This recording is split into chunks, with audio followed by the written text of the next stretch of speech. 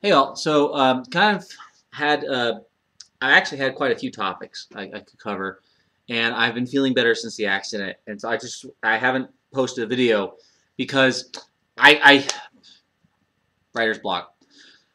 Something occurred to me today, or really yesterday, and it was that uh, everyone seems to want to treat Asperger's the same way for each person, and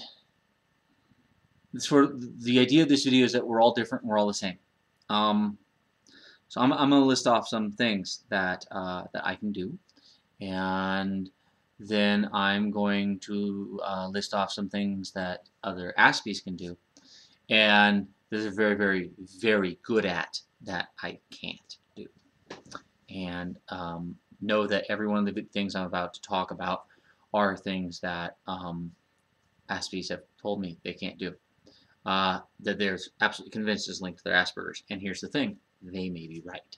Okay, so I can drive. I'm very, very good. I can ride a motorcycle. I can ride a bicycle. Well, at least in my state, you have to be able to ride a bicycle to get a motorcycle license, but I can do both. I can do martial arts. I can fight in armor. I can go to the gym. You saw the gym video. I can work customer service. I'm not very good at it, but I can do it. I can fail, but I can do it.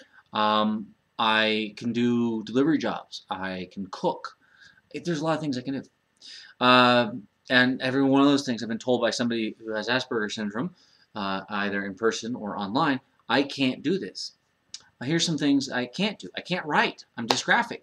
I can't write for shit. I can't be a salesman. I'm bad. I'm bad at it. I can't be a server. I'm terrible. As a waiter, I'm awful. I can't surf. I mean, maybe I could do it a little bit, but I'd probably suck because I can't ride a skateboard and I can't snowboard. My wife, she used to be a snowboard instructor. I can't do that. I can ski, strangely enough. I can't snowboard. It's not how I balance. So, listen, all different, all the same. We may all have issues. Oh, I'm fat. I don't think that's related to the Asperger's. I think that's related to the injury and the not being able to really do anything for 6 months and then getting the hypothyroidism.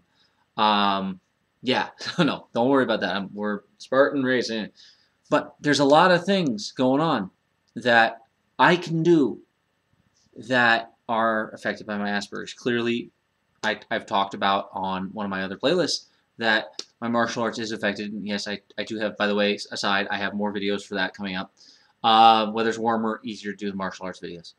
I can do these things. I've been told by people I can never ride a motorcycle because, from what I understand, you have to do you've got the clutch and you've got the front brake and the rear brake and the gear shift and this and that and you got to watch everything and you balance and if you turn your head and then I'm like yeah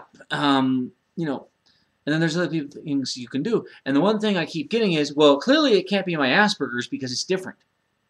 And one of the things I've said over and over and over is that for those of you who don't have it, Baskin Robins is an ice cream shop famous for having 31 flavors at all times. It used to be the same 31 flavors, now it's different. Now it's not always 31 flavors, but the 31 flavors idea has stuck.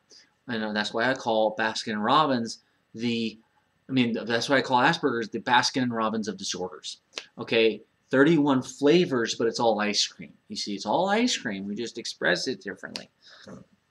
And that's what it is. Asperger's is the ice cream. The flavor is your expression of the Asperger's. Okay? So just because I do a thing doesn't mean, and you don't, doesn't mean you don't have Asperger's. Just because you do a thing and I don't, doesn't mean I don't have Asperger's and you do. Okay? It's a terribly complex puzzle. And that's why on my week 4 video, I do not advocate for self-diagnosis to take the test to sort of point the way. Give you an idea, okay, if this is what I've seen. Again, I haven't seen everything. So just because I think something might be true, I always want to kind of bring out the caveat that I could be wrong. In fact, in everything I've done on this whole series, please take the caveat, I can be wrong. My wife can be wrong. We're giving you oftentimes our best guess. Sometimes our guess is very, very good. Okay? Sometimes our information is very, very good. And we try to always give you the best information we have. We don't want to short you at all. We want to give you the best tools you can possibly have to go out and be the best you can possibly be. Okay? So, again, we're all different. We're all the same. We all have Asperger's. Some of you are going to claim that it's different than autism. Well, I was around when the transition happened. I talked to people. There's still a lot of people, psychologists, psychiatrists, that disagree. The point is, that's about labeling, okay? That's about labeling. That doesn't matter. Someone could call me autistic. Does that change my experience? No. Does that mean that because I don't go I don't have a disability or I'm not on a spectrum? No. Does it mean the other guy isn't because he does go No. Okay? It's really fucking fuzzy. It's really, really goddamn fuzzy.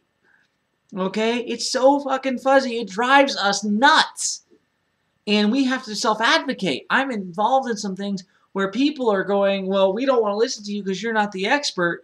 And then they come back and they're like, well, hey, we found out X, Y, and Z. And I'm like, I told you that 3 months ago. You didn't listen to me. Well, you're not the expert. 7 run the web series. I got the thing. I do the stuff.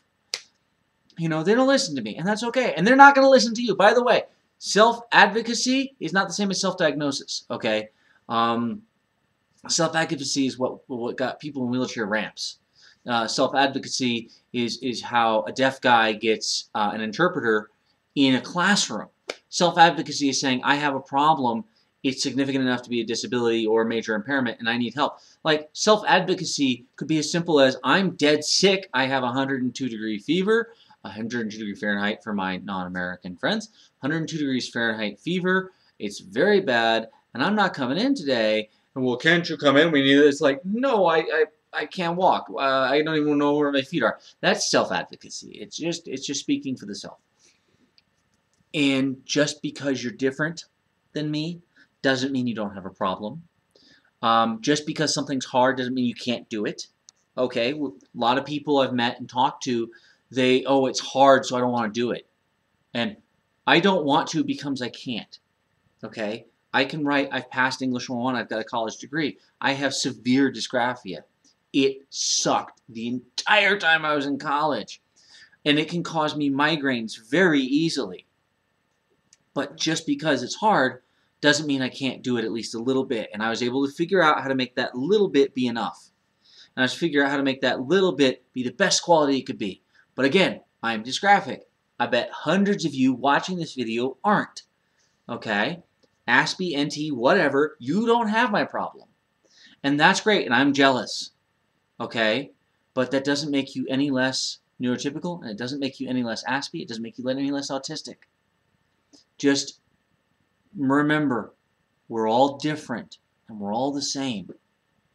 Okay? I talk to people who are on the spectrum, and I'll admit that we don't connect in certain ways, that I do connect with NTs. We do connect in ways that NTs will never understand, and that's okay. That too is okay, to be just different but the same. What I've noticed about my friend who's high-functioning autistic, and she was examined for Asperger's, by the way, before the transition. She was found to not be qualified. She's a high-functioning autistic. So we view the world essentially different, and we are different but the same. We encounter a lot of the same problems. We encounter very, very different problems. And that's okay, because we're like, well, what problems are you encountering? Okay, I'm encountering those problems. Let's work together. She was going to do a video series of her own. It fell through. Otherwise, I'd be pimping her stuff now. Anyway, yeah. Just because you're different than me doesn't mean you're not an Aspie. Just because I'm different than you doesn't mean I'm not an Aspie. Just because I can be married, have kids, or have kid, speak eloquently doesn't mean I'm not an Aspie. As my wife says, it's one thing to be around me for 5 hours and think I'm normal. It's another thing to be around me for 5 days. And that's true of a lot of Aspies. I met a mathematician, and we started talking. He found out I was an Aspie. He found out I ran this web series. And he admitted to being on the spectrum, and all of a sudden he dropped his mask a little bit. I was like, oh. You know, it's like listening to David Finch. Watch his videos, and he looks fine. But if you know what to look for, you know that he sort of pulled it together for that video. Tomorrow I have a job interview for a part-time job to help out in the house. because my wife is becoming certified as a chef and her career is going to start taking off next year. I didn't want to do anything committal. And I'm going to have to sort of pull it together for that video. So, I mean, not for the video, for that interview. And I'm going to have to look exactly the same like an NT. But just because I can do that doesn't mean I'm not an Aspie. And just because you can't doesn't mean there's anything wrong with you. Okay? And this is something, my final thought.